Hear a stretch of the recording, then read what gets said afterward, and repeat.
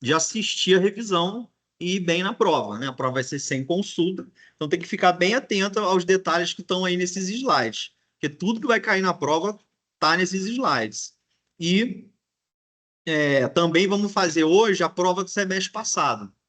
A gente faz uma revisão da teoria, aí faz um intervalo e faz depois a prova do semestre passado. Eu acho que vocês vão estar preparados para fazer a prova que vai vir aí. É rapidinho, intervalo de 10 minutos, não precisa ser aquele intervalo longo. Não, tem que fazer, senão depois dá problema. Então, boa noite, Gabriela, Daniel, Leandro, João Pedro, Thaís, Wallace e Boa noite, Lucas. professor. Boa noite. Boa noite, querido. Então, o Boa noite a objetivo é todos. esse aqui, boa noite, é que didaticamente todo mundo possa ter acesso a toda a matéria que a gente viu. Às vezes você perdeu uma aula, perdeu outra, às vezes até por motivo que você não queria, e hoje a ideia é. Aí, como eu vou gravar, eu transmitir. Entende? Mas acho que não custa, entendeu? E é uma aula só, porque a faculdade não é online. Não pode fazer online. Só que uma aula de revisão eu não vejo problema, porque todo o conteúdo foi estudado presencialmente ao longo do semestre. Hoje é uma mera revisão do que a gente já viu, do que já está no AVA, do que a gente já trabalhou a fundo durante as aulas. Nós estudamos ao longo do semestre esses contratos aí. Compra e venda, doação, troca ou permuta, estimatória ou consignação, locação de coisas e de imóveis, empréstimo, prestação de serviço, depósito e mandato. Então, tudo isso daí pode cair na nossa prova.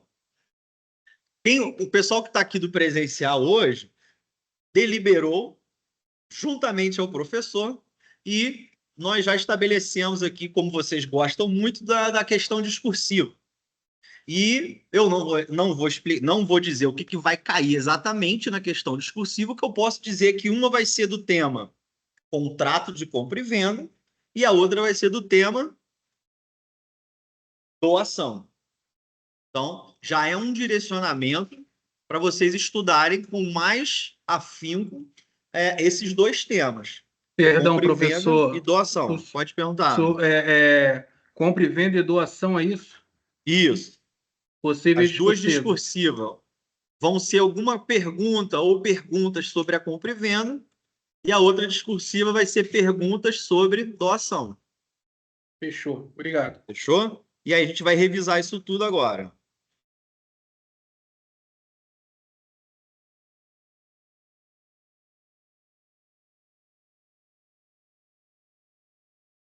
Vamos lá. Nosso primeiro contrato. Lembra? A gente estudou no primeiro semestre toda aquela base da teoria geral contratual, lá, lá, lá. Agora a gente está estudando os contratos especificamente. Pode vir aí, galera. Não vai assistir, não? Vai ficar online? Vai assistir. Primeiro, aí outra coisa também, assim, esses slides de revisão não são todos os slides que a gente estudou, já é uma redução, tá? Então, só o slide da revisão já é um direcionamento. É claro que o melhor cenário é que vocês estudem pelo slide, ou esse ou da aula, e também por um livro. É importante. Eu sei que às vezes não tem tempo, é muita matéria, mas o ideal é que acompanhe também por um livro, ouvir às vezes a matéria de um outro olhar, por um outro autor, às vezes aprende melhor, né? Eu sei que tem gente que gosta de assistir aula de outros professores online também é válido. Só que tome cuidado pelo conteúdo que está no meu material, porque eu não vou além daquilo ali. E os livros vão muito além, né? Eu não vou. Eu tento, às vezes, também não embolar matérias e tal, que os livros às vezes misturam. Boa noite. Então, o primeiro contrato que nós vimos foi o contrato de compra e venda. E a primeira observação foi que no Brasil é um sistema híbrido de registro dos bens, né, para bens móveis. Você não precisa do registro em cartório, a tradição é necessária para a transferência de propriedade, o que reflete uma tradição romana, e nos casos dos bens imóveis, aí sim, né, a compra e venda, a transmissão se faz através de um registro em cartório. É a tradição romana, aquela coisa burocrata. Não, perdão, germânica, né? E o registro imobiliário brasileiro tem caráter constitutivo, ou seja, é ele que efetivamente garante a propriedade, né? Confere propriedade ao comprador do imóvel.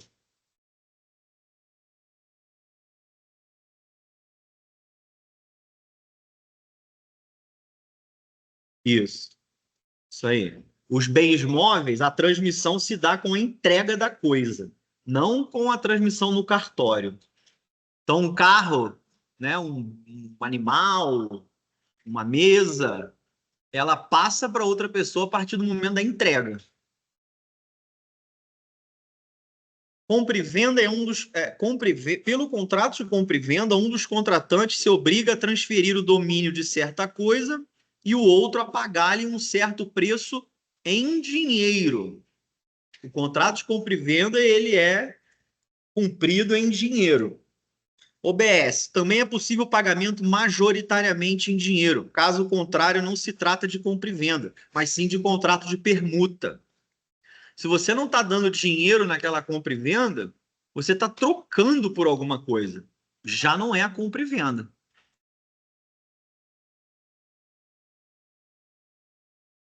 Características do contrato de compra e venda. Vocês já devem estar mais familiarizados com esses tipos de características, até porque todo contrato tem características.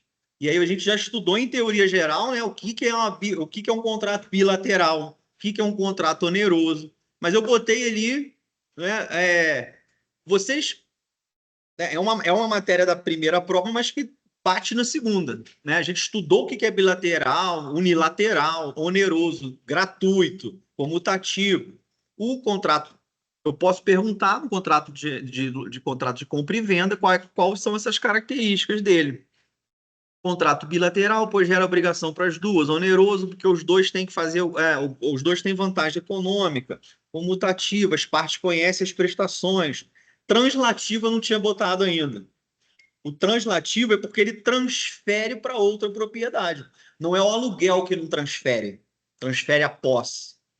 Né? O translativo no sentido de trazer como conteúdo a referida transmissão, né? A transmissão do domínio, que se perfaz pela tradição, nos casos dos bens móveis, ou pelo registro, nas hipóteses dos imóveis. E é importante saber também que o contrato de compra e venda ele envolve bens corpóreos, né? O bem corpóreo, o celular, o computador, a casa, o animal, você toca, você vê. Porque se não for bens corpóreos, não chama de contrato de compra e de venda. Chama contrato de cessão de direitos. Por exemplo, um comum é o contrato de cessão de direitos hereditários.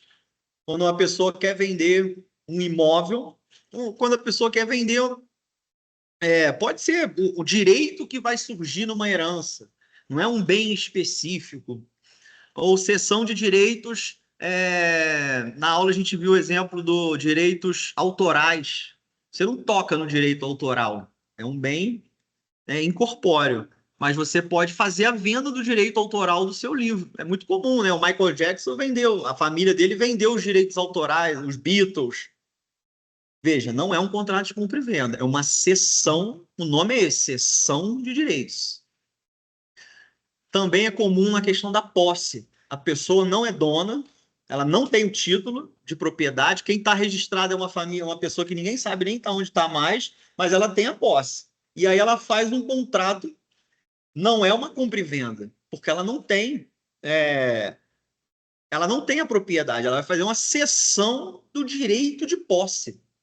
Então, o direito de posse também não é bem tangível, né? Corpóreo. Riscos e despesas do contrato. Os riscos quanto à coisa correm por conta do vendedor, que tem o direito de entregá-la ao comprador, pois enquanto não o fizer. Deixa eu só dar uma olhada aqui no chat se está tudo certo aqui. Gente, galera do online aí, se não estiver funcionando, avisa aí para alguém pelo celular e tal, porque eu não consigo ver. Eu fico vendo aqui o slide e não vejo um Tudo comentário funcionando lá. normal. Tá, você falar eu ouço. Vê que eu não vou ver. Voltando aqui. Então, O vendedor tem que entregar, é a obrigação dele. Pois enquanto ele não fizer, a coisa ainda lhe pertence. Se ele não entrega, ele ainda é o responsável pela coisa. Por outro lado, o comprador, ele tem o risco que ele tem, a responsabilidade que ele tem é de pagar o valor que ele prometeu. Essa é a pagar no prazo, do jeito que ele se comprometeu. Despesas com transporte e tradição correm em regra por conta do vendedor. Despesas com transporte e tradição, né, e entrega, a despesa com o transporte e a entrega correm por conta do vendedor. É a regra. Isso é importante. Você, fechou o negócio, fechei, compro o seu carro, compro. Agora você tem que vir aqui no Nordeste buscar. Não, não. Pela lei, você que tem que me entregar onde eu estou. É a regra. Se fosse para eu ir buscar aí, eu tinha que estar no contrato. É o que está falando aqui, ó. As despesas com transporte e tradição correm, em regra, pelo vendedor. Se ninguém falar nada, é ele que tem que entregar no local. Letra D, as despesas com escritura e registro serão pagas, também via de regra, pelo comprador. Quem compra vai gastar, se for um imóvel no cartório, para registrar, se for no Detran, vai gastar ali as cópias, que às vezes é no Detran, nem sei como é que está mais isso. Acho que é tudo online agora no Detran, né? Antes tinha que tirar cópia de documento, você tinha que ir no cartório, autenticar firma, não sei o quê. Quando eu fazia isso de carro, de veículo, você tinha que tirar você tinha que autenticar a assinatura, aí você tinha que abrir firma no cartório. Pela regra, é o comprador que tem que fazer isso, mas era muito estranho você pagar para o vendedor abrir firma para ele, sabe? Aí também já era demais. Ele abre a firma dele e aí você paga os emolumentos do cartório, não especificamente para abrir, né? Mas enfim, comprador que paga. Observação: não sendo venda a crédito, o vendedor não é obrigado a entregar as coisas antes do preço. É aquela ideia, né? Então, primeiro entrega, depois paga.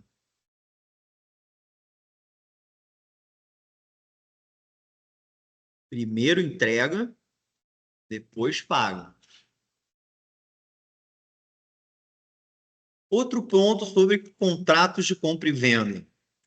Lembrando para quem chegou depois, as questões discursivas, uma vai ser sobre compra e venda, a outra vai ser sobre doação, tá? Só isso que eu vou falar. É pouco, mas tá bom, já é alguma coisa. Restrições à compra e venda. Restrições, né? Coisas que não podem acontecer na compra e venda.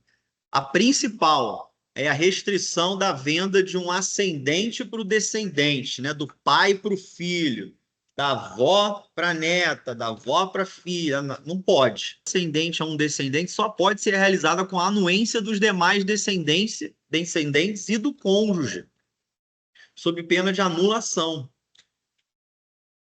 Né? Não pode, né, um pai vender para um filho, privilegiar um filho em detrimento de outros. Os outros vão ter que autorizar. Assim como o cônjuge. Venda entre cônjuges. É a venda entre o casal. Por que eles fariam isso, né? Porque um casal, um cônjuge vende para o outro. É estranho. Por ser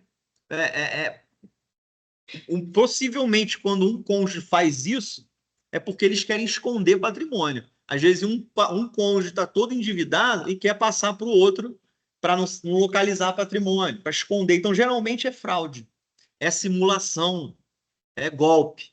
Então, a lei proíbe venda de marido para mulher para evitar enganar terceiros. Fraude, simulação e outros atos, como credores e herdeiros. Outras proibições. Eu resumi aqui, mas o tutor de alguém na justiça não pode comprar bens de quem está tutorando, sabe? Você não pode usar da sua posição para realizar uma compra e venda. Então, olha lá, tutor, curador, testamenteiro, administrador judicial, secretários dos tribunais, pessoal que trabalha nos fóruns. Ninguém que está ali no fórum pode ver um patrimônio ali e querer comprar porque teve ciência naquele trabalho, né? Então, são proibições aí a compra e venda. Agora, outro aspecto da compra e venda é a questão das cláusulas chamadas de cláusulas especiais que você pode colocar no contrato de compra e venda. Cláusulas especiais. A, B, C, A, B, C, A, B e C. Não é muito comum essas cláusulas especiais. É mais teoria, mas já foi muito útil antigamente. Hoje em dia não se usa tanto. Vamos ver. Retrovenda. Constitui um pacto inserido no contrato de compra e venda pelo qual o vendedor reserva-se o direito de reaver o imóvel. Quem quer comprar um imóvel deixando uma cláusula dizendo que quem vendeu pode pegar de volta? É muito raro uma situação dessa. É muito raro você ver uma situação que isso é bom para as duas pessoas. Porque geralmente quem quer comprar porque valorizou, porque vai valorizar depois. Daí, na hora que valoriza, tem que devolver. E recebeu que, ó, restituindo o preço recebido. Então você vai ter que devolver o valor. Para quem vendeu é ótimo, fica com você aí. E se eu quiser, você me devolve. É muito difícil. E uma observação é que isso tem que ser registrado no cartório. Você vai fazer essa compra e venda aí, um contrato de compra e venda, com essa retrovenda, e você vai averbar esse contrato lá no cartório onde está o registro desse imóvel. Para quem te pedir para ver uma certidão desse imóvel, vai ver que esse imóvel tem uma cláusula de retrovenda. Então, por exemplo, eu compro e com uma cláusula de retrovenda, eu posso vender para alguém. E essa pessoa tem que saber que daqui a pouco alguém pode vir e pegar. Né? Então, por isso que tem que ficar registrado na matrícula do imóvel, para terceiros que venham negociar esse imóvel saibam que pode negociar. Mas na hora que aquele originário lá vier exercer sua cláusula de retrovenda, vai atingir o terceiro, porque ele teve ciência no cartório. Claro. Esse pode ser mais comum, né? A preempção, né? A preferência. A cláusula de preferência dá a uma parte o direito de ser preferida numa hora da venda. Então você vende, e esse é mais comum. Você vende a casa da sua avó, que você tem uma história, só que você está muito sem dinheiro, você tem que vender. Só que você não queria vender aquilo. Você pensa assim, pô, o dia que eu puder, o dia que você for vender esse imóvel, você me avisa primeiro, né? Então, isso existe. De carro também, ó. Se um dia você for vender esse carro aí, eu quero comprar ele de volta, uma relíquia. Isso é bom. Isso é uma cláusula boa. Para quem às vezes não quer se distanciar demais daquele bem para sempre. Pode ter uma chance depois de comprar de volta. Quando ele for vender, ele tem que te oferecer. E ele só vai poder vender para outra pessoa pelo valor que ele te ofereceu.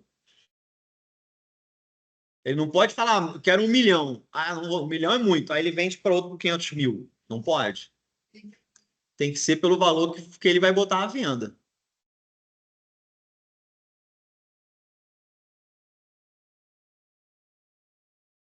Mesma coisa, registro no RGI. Registro no RGI também para dar ciência. Para dar ciência. Às vezes uma pessoa chega lá, quer comprar aquele imóvel, vai ver lá, ih, não. Tem uma pessoa na frente aqui, vou ter que ver isso. Essa aqui, então, caiu em desuso totalmente. Mas tá no código, né? Uma hora eu tinha que tirar essas coisas, já que não usa, né? Talvez o novo código pode ser que. Trata-se de uma cláusula que pode ser incluída no contrato, estabelece que, embora o bem seja entregue ao comprador, o vendedor mantenha a propriedade até que o preço acordado seja integralmente pago. Olha que loucura isso aqui. Então é assim, você vende, só que vende parcelado. E aí, ao invés de fazer a transmissão já de uma vez, A transmissão, você vai fazer no cartório o registro da compra e venda, mas com essa cláusula dizendo que a propriedade só vai transferir no final do pagamento. Isso aqui caiu muito em desuso porque criou-se, existe no mercado a alienação fiduciária. Isso sim é o que se usa na prática. E é mais ou menos a mesma coisa. É um pouco diferente, não está no Código Civil, a alienação fiduciária, que é feita por bancos, mas a ideia é essa: o banco te dá o dinheiro para comprar o bem, você compra o bem no seu nome, mas com uma cláusula de que se você não pagar até o fim, é do banco. Ele não precisa fazer nada, é dele. É teu, mas na verdade, se não pagar, não é teu. Vai ser teu quando você terminar de pagar. Apesar de já estar tudo registrado. Vai estar lá na matrícula. Há uma cláusula de reserva de domínio. Ele não pode vender enquanto não acabar. Fica gravado, que se fala, né? Fica gravado o nome da instituição financeira que financiou.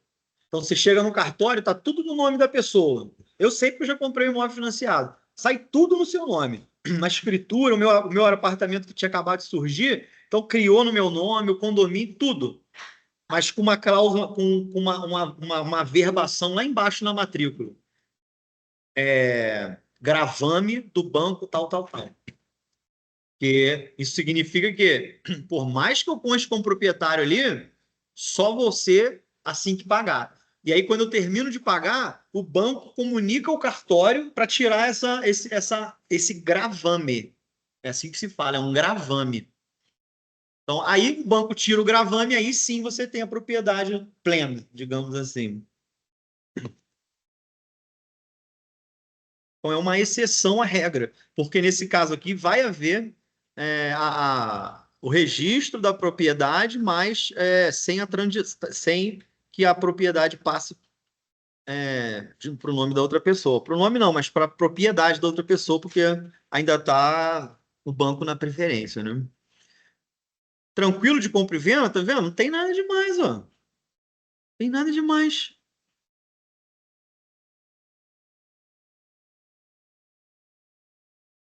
Troca ou permuta, um slide. Mas para questão objetiva é bom. A discursiva não dá. Fale tudo sobre troca ou permuta. Não tem nem muito o que falar. Também conhecido como permuta, é um tipo de acordo em que umas partes envolvidas concordam em trocar bens entre si. Só fica repetindo, é até redundante. O nome. Isso. Aí tem que saber o quê? Isso é o que vai cair na prova. Vai cair na prova que as trocas desiguais é anulável troca desiguais entre ascendentes e descendentes, sem anuência dos descendentes. Porque lembra na compra e venda que você tem que pedir autorização dos irmãos para se um pai quiser vender? Aqui também. Senão ia ser fácil. Ah, não vou te vender, não, vamos trocar. Te dou minha casa, você me dá sei o que, seu irmão não vai saber. Não, não pode. A não ser que seja troca igual.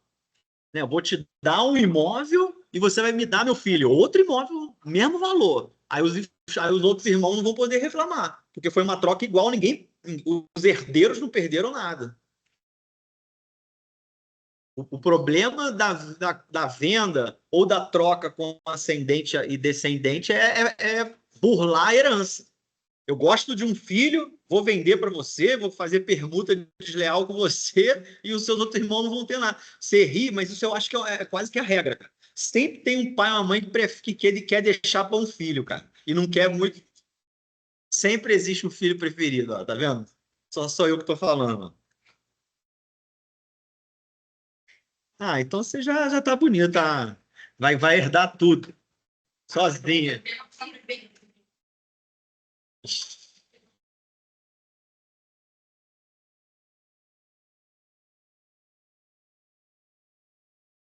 Pedir licença aqui para poder continuar.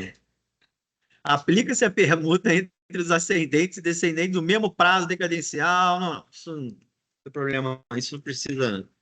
Foca aí na troca desigual. Já é alguma coisa. Outro contrato, também com um slidezinho.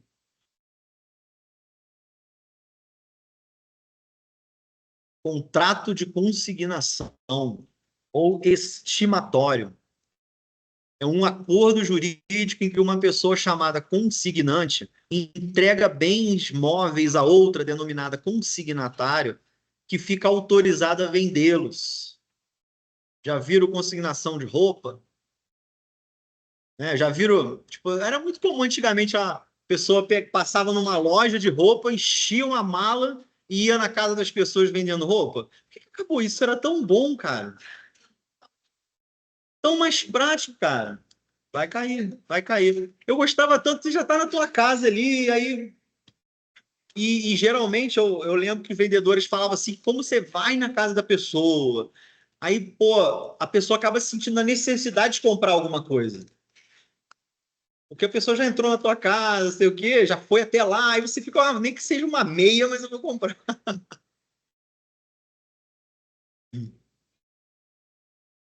Aí, eu acho que é um negócio parou isso, eu acho tão legal. É, isso. Calcinha também, mano. Tem isso aqui, vende calcinha? Não. Eu acho que eu já vi na sala de aula aqui, não esse semestre, eu já vi no outro semestre. Eu falei, gente, é calcinha que vocês estão mexendo aí? Aí esconderam tudo, professor? Na sala de aula. Pode, não tem problema. O que eu não gostei foi o esmalte. Ó, comércio de esmalte, o teste. Aí a sala de aula vira uma indústria química, né? Aí, não, aí não, esmalte é fogo. Foi não. Vai lá longe, lá pro cheiro não vir.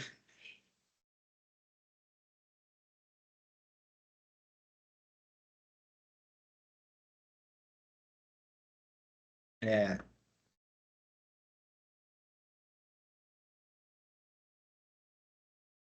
Não abre, só mostra aqui, ó. Olha o esmalte aqui, ó, a cor, não sei o quê. Ah, não, eu quero testar. Aí vai lá pro pátio, lá na cantina. É. Isso, contrato de revenda, né? Não é bem a revenda, não. Não é revenda, não. Revenda é outra coisa. Revenda a pessoa compra e repassa, né? Aqui não, aqui ela pega e se não vender, vai devolver, não precisa pagar nada. É consignação. Não, obrigado. De cerveja, né? Para festa, assim, geralmente é consignado. O cara vai fazer uma festa, assim, quem organiza evento. Você chega num vendedor e fala: eu não sei quantos participantes vão na minha festa, não sei. Eu vou querer um caminhão de cerveja. Se eu vender uma garrafa, depois eu te devolvo o caminhão de cerveja. Fechado, fechado. É muito comum. Praticamente todas as festas são assim. Ninguém é maluco de comprar. Só empresário de organizador que já tem muito público fiel assim para. Ah lá, o consignatário deve pagar ao consignante o preço ajustado. Então você fala assim, ó, vou te entregar essas calcinhas aqui, eu quero, sei lá, não sei nem o preço. R$ 10 numa calcinha. Bem ruim. E aí a pessoa pode vender por 30. Mas sabe que assim, vem de São Paulo por 5 e vende aqui a 50. É. Eu não sei de calcinha, né? Não é o. Tô dizendo no geral, né? No geral, vem assim inflacionado de lá para cá, né? Quê? É, a pessoa vai de ônibus, sacolão, né?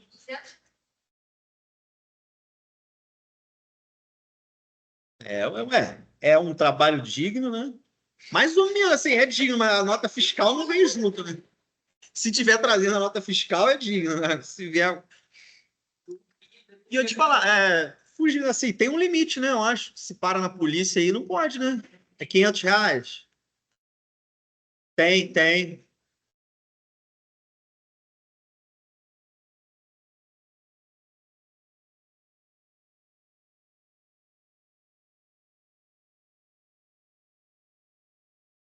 Tem coisa, cara. Eu não sei, não tem, mas tem problema aí. Você não pode. Uma coisa muito grande. Sei não, cara. Você tem que pagar, não sei, imposto, CMS, transporte. Você vai pagar pelo transporte, entendeu? Da carga. Imposto sobre o transporte. Quando é coisa profissional, não é só trazer, não. Você tem que pagar. Eu acho que é um negócio sim. Porque eu já vi na televisão várias vezes. A polícia para o ônibus de sacoleira e fica com metade das coisas. Porque as pessoas não dão nota fiscal. Entendi.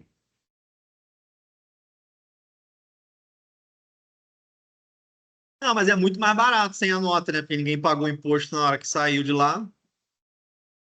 Ao final do prazo, para a venda, o signatário deve prestar as contas, repassar o valor das vendas, deduzir dos custos e comissões acordados. Caso o bem não tenha sido, devolve e tal. Ou continua. Tranquilo? Nada demais a consignação, né? São poucos artigos lá no código. O que nos interessa é isso aqui.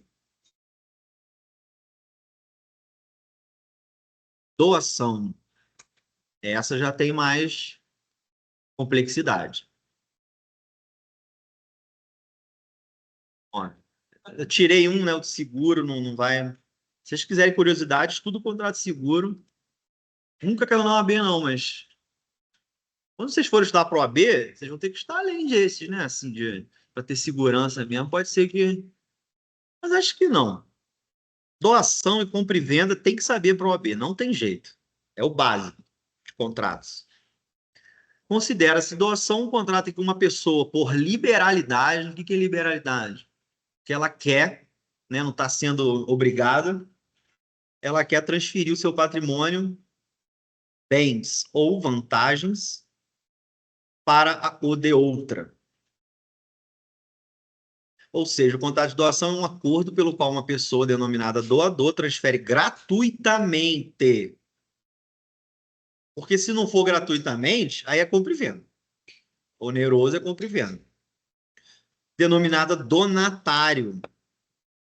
Esse nome aí, donatário. Se botar na prova, sei lá, donatário, vai saber o que é? É quem recebe a herança. Sei? A propriedade de um bem ou um direito sem esperar nada em troca. Oi?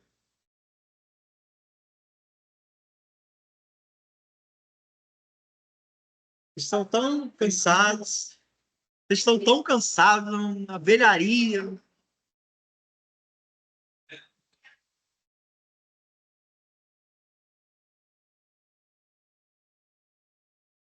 Eu fiz isso? Ah, é.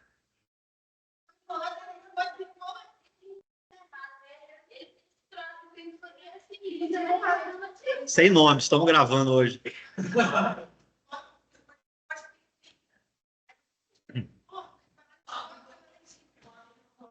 Ah, não, o pessoal online. O pessoal online. Eles estão falando um professor de uma outra faculdade. Vamos lá.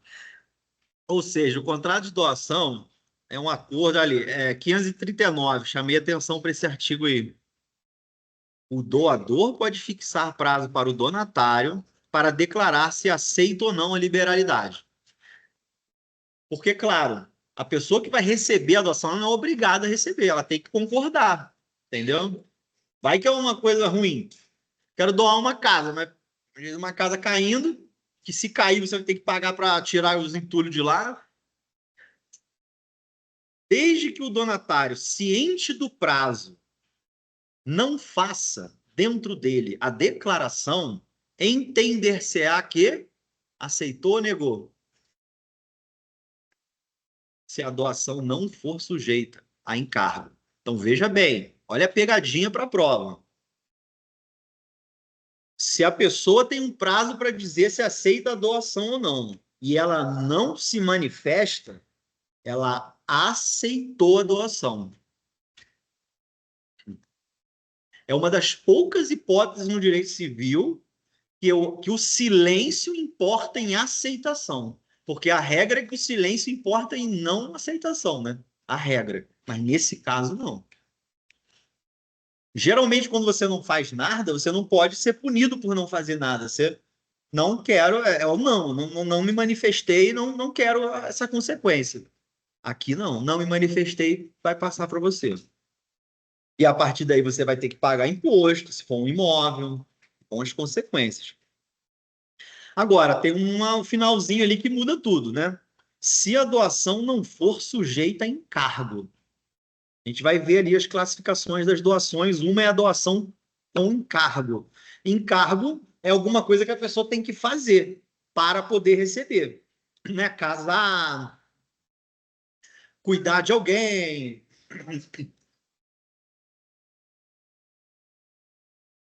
Nem chegamos lá. Não, isso daí é meio polêmico, né? Não é muito um terreno muito sólido, não. O que é presente, o que é doação? Então eu não vou cobrar, não.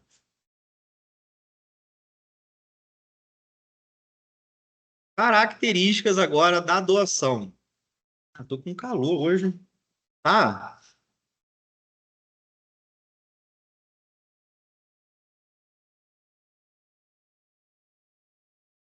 unilateral, que apenas o doador tem que fazer alguma coisa, né? Se não for com encargo. Atenção isso aí. Tô gostando desse negócio do encargo e que muda tudo. Fica atento.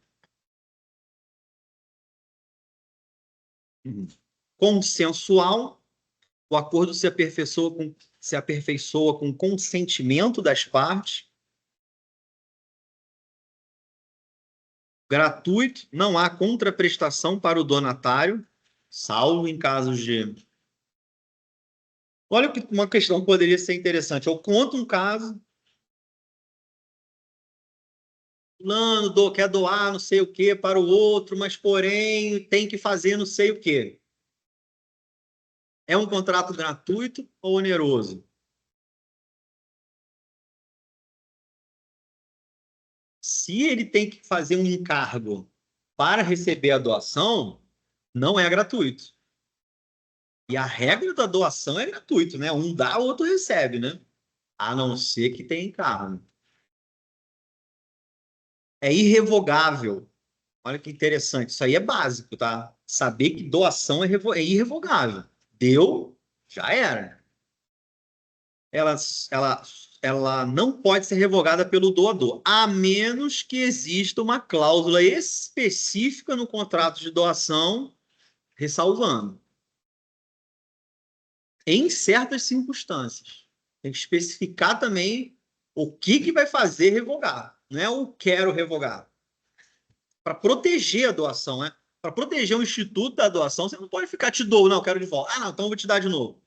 Não, deu, já era. A não ser que você bote, olha, eu vou te doar, mas se você ficar mal criado, se você não estudar, não trabalhar, aí eu vou pegar de volta. É uma hipótese.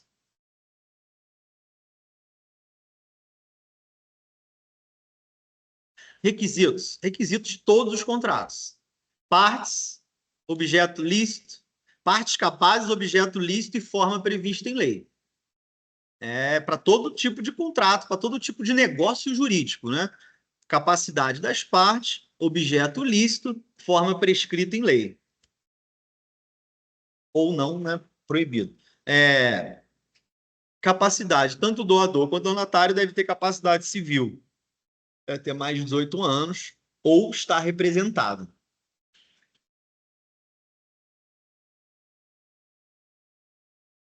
O bem doado deve ser lícito, possível, determinado ou determinável. E aí já estudar, isso é direito civil 1 ou 2 que vocês já estudaram, né? Objeto lícito, possível, determinado, determinável. E o que nos importa aqui, que é o que eu vou perguntar, a forma da doação. A forma. A doação far-se-á por escritura pública ou instrumento particular. A doação tem que ser feita por escritura pública ou particular. Porém, a doação verbal será válida se versando sobre bem imóveis de pequeno valor e a entrega seguir incontinente, imediatamente. Podia ter botado ali. Então, se você faz uma doação agora, aqui, ó, vou lhe doar o meu celular e entrego, é uma doação válida, apesar de não estar escrita. Um bem de pequeno valor e uma entrega imediata. Não posso pegar de volta. A pessoa me deu, depois vai na delegacia registrar que está com um bem que é meu. Aí você que aceitou a doação também, agora que passou por essa aula aqui, vai falar, então, sei lá, me manda um áudio, me manda de preferência por escrito, para depois não ter esse perigo. Falar, olha, ele tá com meu celular aí, mas ele roubou, ele furtou, vou registrar uma ocorrência. Aí você vai na delegacia, não, ele me deu, mas não tem prova. E aí? Como foi parar com você? O negócio que é dele, ele tem nota fiscal. E ele está te acusando de furto. Claro que na hora da investigação vai ter que provar o furto também, porque ninguém pode ser condenado sem prova, né? Mas assim, atenção. Portanto, a doação é considerada um negócio jurídico solene. É considerado um negócio jurídico solene, ou seja, tem forma prescrita. Qual é a forma? Escritura pública ou instrumento particular. O que que é isso? Instrumento particular. É um contrato. Outro jeito de falar contrato. Contrato é um instrumento. E a escritura pública é um outro jeito de falar um contrato feito no cartório público. Se chama, ao invés de contrato público, poderia chamar, chama escritura pública. Que é feito por um tabelião que passou num concurso público que tem fé pública. Ou seja, ele tem mais segurança jurídica. Porém, os dois são válidos. Os dois são válidos. No cartório, você vai pagar uma nota para fazer um instrumento desse. Se eu não me engano, vai ser até, não sei, agora eu não estou lembrado, se tem um percentual em cima do valor do patrimônio doado no cartório. Não estou me lembrando. Eu acho que tem uma tabela. Se o imóvel é $500.000, se o bem doado é $500.000, a taxa é tal. 1 milhão, o emolumento, os custos são tais, sabe? É caríssimo. Fazer tudo no cartório é mais caro, né? Agora, há uma segurança no sentido de que dificilmente vai ter uma nulidade naquele documento. Sim, porque quem vai assinar o tabelião vai perguntar se as partes são legítimas, se não estão sofrendo um vício de vontade ali, se não estão com uma arma na cabeça. Então, sim, você fazendo lá no cartório evita que no futuro possa ter discussões sobre aquilo. Mesma coisa do contrato da, qual outro também que é bom fazer no cartório é a testamento. Testamento. Eu fiz lá em casa. Fiz particular. Mas pode um dia dar problema. Eu que fiz. Pesquisei bem, perguntei pro meu professor na época até, meu ex-professor, eu já era advogado. E tipo assim, esse eu fiz, mas esse eu já chegou isso para mim como advogado, e quando é uma coisa muito patrimônio, muita herança, muitos envolvidos, é melhor gastar lá no cartório, fazer solenemente lá no cartório o, esse, como é que eu falei? Esqueci o testamento, para não ter questionamento, para não ter, porque pode questionar, você tem que ir você tem que escrever até o final da linha. Você não pode deixar muitos espaços na folha para não ter como preencher depois. Pode ter rasura, nem pensar. Então, se é muito probleminha que você pode depois conseguir anular o instrumento particular. Já no público, é muito difícil. E se você anular, você ainda processa o tabelião que te prejudicou. Você fez lá, aí você depois tomou na justiça e anularam aquele escritura. Você vai no tabelião. O tabelião, te paguei caro e você agora, eu tomo um prejuízo desse? Então, assim, às vezes, é o famoso barato sai caro. Então, assim, testamento é uma coisa que eu não gosto de fazer. Porque eu tenho medo de depois bater lá na frente e eu não ter investigado bem as testemunhas que assinaram, a forma ali, ou às vezes o papel rasga, apaga, não sei. O cartório vai ter um guardado lá. Ele vai te dar a sua via e para sempre vai ter uma registrada lá. Além disso.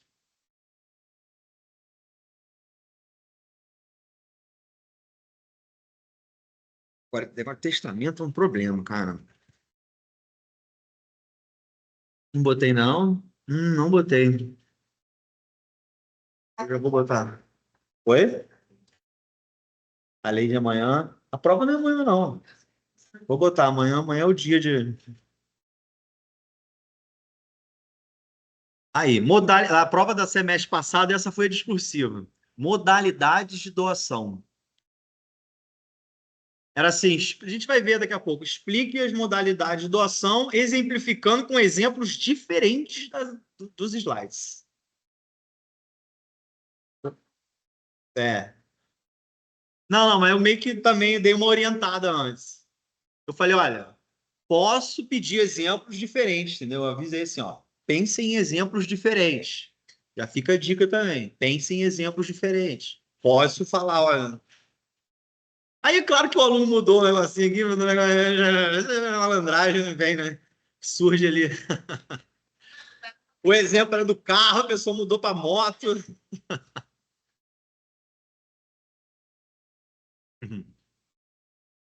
O que é a doação pura e simples? É a sem encargo. Doação com encargo. O donatário deve cumprir alguma obrigação.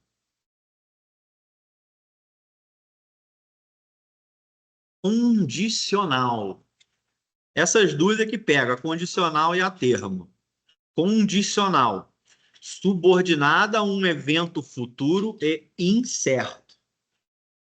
Vou lhe doar caso tal presidente ganhe. É incerto. Aí os exemplos aqui, ó. Se você vou lhe dar bolsa de estudos se você passar em tal exame. Hum. Doação a termo, condicionada a um evento futuro e certo. Quando você completar 25 anos de idade, vou lhe doar meu carro.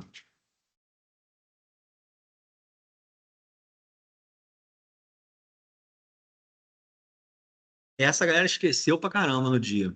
Remuneratória. Remuneratória. Em reconhecimento a um serviço prestado. O autor doa direitos autorais de um de seus livros a um amigo que o ajudou a revisar a obra. Uma organização doa equipamentos para um voluntário que dedicou anos de um serviço à causa. Sim, na verdade, é uma doação, né? É uma doação com um motivo. É um motivo que foi o serviço prestado, o bem que foi feito.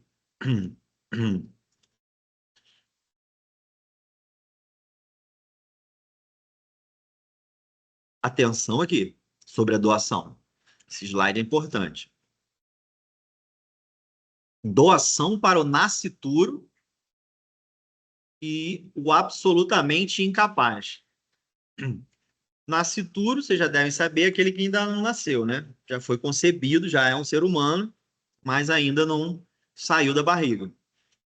Ele pode receber doações e estas serão administradas pelos seus representantes legais. A doação ao nascituro depende da aceitação do seu representante legal. Então, para o bebezinho na barriga,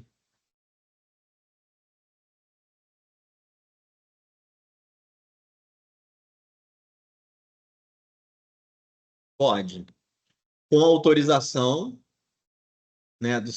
A doação é o seguinte: ela vai poder doar essa avó aí, deixar para o neto metade do que ela tem, porque mais da metade que a gente vai falar disso ali. Você só pode, vai falar do próximo slide. Você só pode dispor metade. Vai falar aqui, peraí. Por enquanto é isso aqui. O nascituro depende de autorização do representante para receber. Porém, letra B, o incapaz são aqueles que, segundo a lei, não têm capacidade para praticar os atos da vida civil por si só. Neste caso, a aceitação é presumida, ou seja, dispensa-se a aceitação em se tratando de doação pura. E isso é curioso, né? Porque o nascituro depende da autorização dos pais. Já o que é incapaz não precisa. Dispensa-se a aceitação. Então, o incapaz ele vai receber a doação porque ela é presumida, dispensa-se a aceitação. Atenção a essa pegadinha aí, tá? Nascituro depende da aceitação. Incapaz não depende, é automático.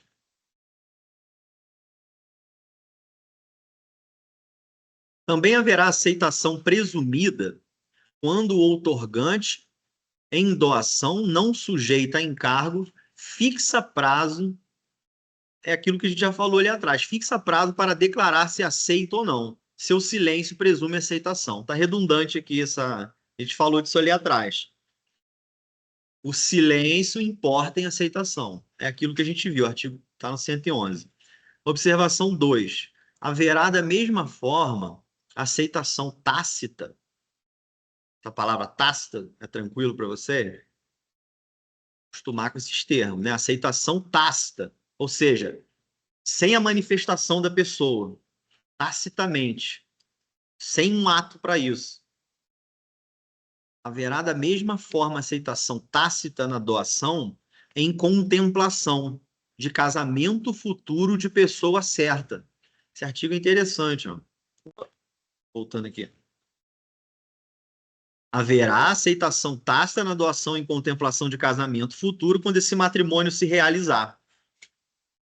Nessa hipótese, o negócio não pode ser impugnado por falta de aceitação. Então, se a doação é na modalidade de contemplação de um casamento, ou seja, eu vou doar se você se casar. A lei é específica no casamento, para casamento. Se você, vou te dar o apartamento se você se casar. Se você casou, o apartamento já vai passar para você, porque você não precisa aceitar, como seria a regra nas outras doações, que não são para casamento.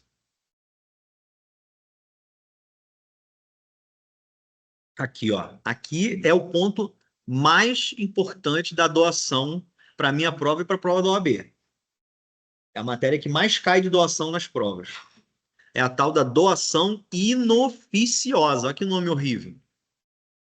Inoficiosa, não remete a nada esse nome. Assim, ofício, não, tem nada a ver de ofício. Significa que isso é muito comum no dia a dia, né? O leigo não sabe isso. A gente estava falando da mãe que tem preferência por um filho, né? Ela quer doar tudo. Olha só, a doação não pode ultrapassar a parte disponível da herança, respeitando a legítima dos herdeiros necessários. Vocês ainda não estudaram o que é uma legítima, o que são os herdeiros necessários. Mas já dá para imaginar o que são os herdeiros necessários. São os filhos, ou se não tens filhos, são os pais, né, os ascendentes.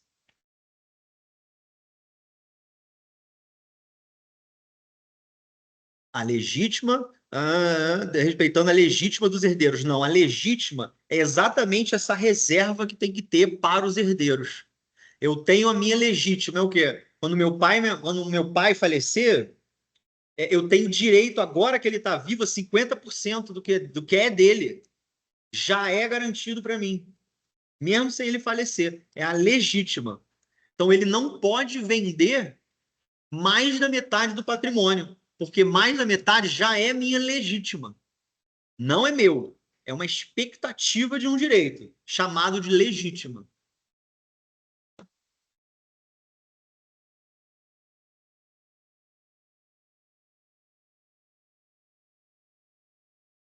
Quê?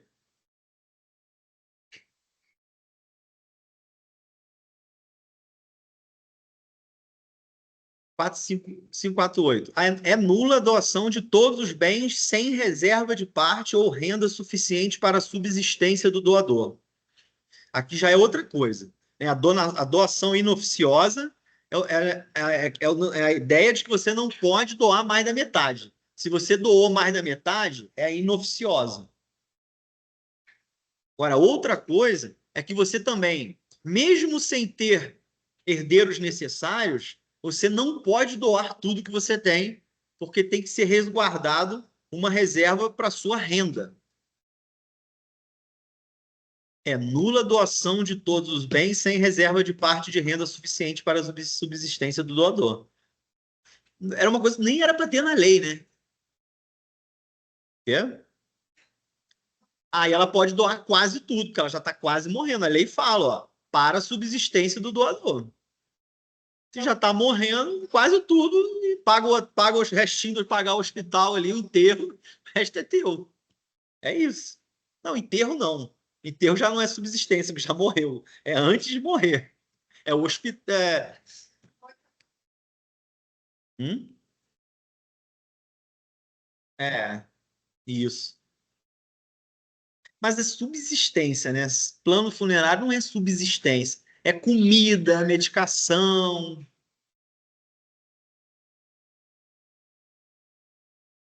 459. Nula é também a doação. E quando eu boto o artigo assim, é porque é um artigo importante a letra da lei. Nula é também a doação quando a parte que exceder a de que o doador, no momento da liberalidade, possa dispor em testamento. É a inoficiosa. Essa é a inoficiosa, é a mesma coisa. Eu não posso doar mais. O testamento. O testamento que a gente estava falando é quando alguém quer doar, quer organizar em vida como vai ser a sucessão, né? A transferência dos bens. Então, num testamento, você não pode transmitir, garantir no testamento mais da metade do que você tem para uma pessoa só ou para outras. É nula também a doação quando exceder. Enfim, foca aí que não pode. Em resumo do resumo que vai cair. Você não pode doar mais do que 50% que você tem. Se você tem herdeiros necessários. Não se pode doar mais de 50% do que tem de patrimônio se você tem herdeiros necessários. E você não pode doar tudo que você tem e não manter uma reserva de subsistência. Quem quer perguntar aí? Eu ouvi um barulho aqui.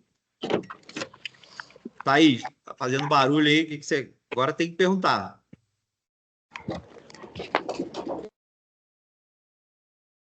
Daí não tá dando para ouvir, né?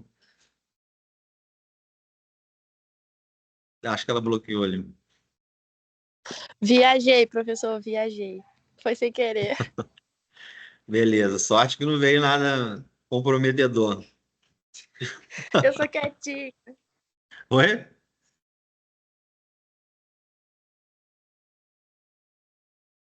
Limitações à doação. A gente está tratando já da limitação, né? A doação inoficiosa é uma limitação, metade que você tem. B, doação como adiantamento de legítima de herança futura. Artigo 454. A doação de ascendente a descendente ou de cônjuge a outro importa em adiantamento do que lhes cabe por herança. Outra coisa importante. Sem dúvida, esse tema, limitação à doação, é o mais importante dessa matéria de doação. Ou seja, doação de ascendente para a descendente importa em adiantamento do que lhe cabe por herança, né? Da legítima. Então, se um pai quer doar para um filho alguma coisa, ele pode. Ele pode, mas quando vier a partilha dos bens na hora do falecimento, aquele que já recebeu um imóvel não vai participar da partilha mais, porque ele já levou sua parte com antecedência. Isso é possível. Adiantamento de herança é possível, através de doação. Não pode querer doar uma coisa e depois esse filho participar de dividir o bolo todo, sendo que ele já ganhou a parte dele. Então, é possível doação para filhos, sabendo que o que for doado é o que é ali a sua parte na herança.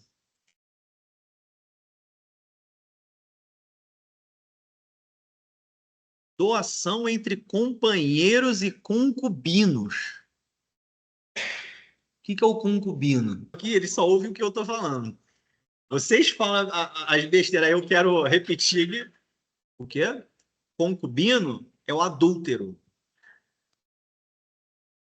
E o adúltero, olha só, a matéria tem que saber aqui, sem brincadeira. Artigo 550. A doação do cônjuge adúltero ao seu cúmplice pode ser anulada pelo outro cônjuge. Ou seja, aquele que está traindo doa com a pessoa que ele está traindo, o esposo ou a esposa pode anular essa doação. Veio essa polêmica toda. Tá, agora é sério. O que precisa saber que pode cair na prova é que a doação do cônjuge adúltero, a doação do cônjuge adúltero para o seu cúmplice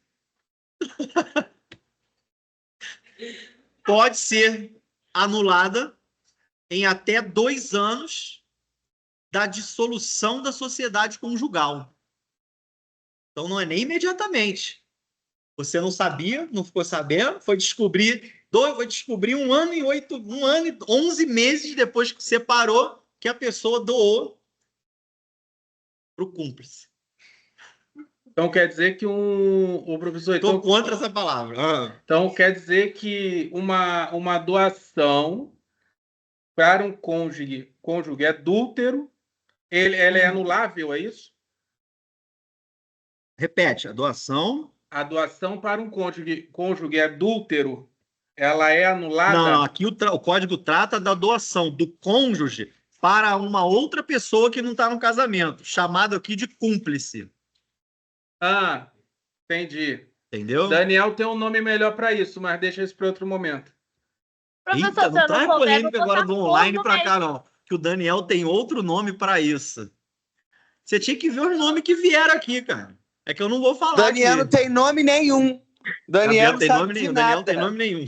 Eu, hein? Professor, se eu não souber o nome direito, vou botar corno mesmo. Eu, hein? Aí, corno. Tranquilo. Não é tão. Quem falou corno? Eu. Gabriela. Gostei. Ou tem uma semântica negativa? Chifre, né? Tudo. É Oi? tudo a mesma coisa, gente. Gente, é concubino e parou. É concubino. Não é corno, não é. Corno é meio chulo. Pior do que aquilo ali? Ah, não. Aquilo ali não. Aquilo ali foi pesado. Chulo é trair, professor. Que isso? Corno é difamação? É difamação no contexto. No contexto. Gente, aí é pior ainda. Não vou entrar nem pensar nisso. Chega, vamos mudar. Atenção, hein? Atenção, esse 550 aí. Locação. Mudando de assunto. 8h30 já? Vamos fazer intervalo. Quer continuar o intervalo? Fazer intervalo. Vamos fazer o seguinte, vamos terminar. Eita.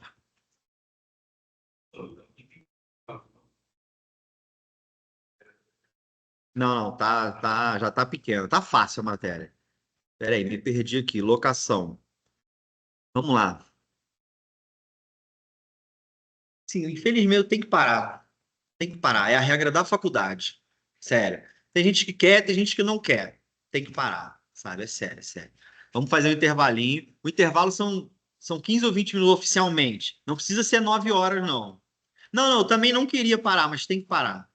Tem que parar, tem que parar. Tá? Vamos fazer um intervalinho aí, pessoal que está online. Tá? Não vou parar de gravar, não, para não cortar o vídeo.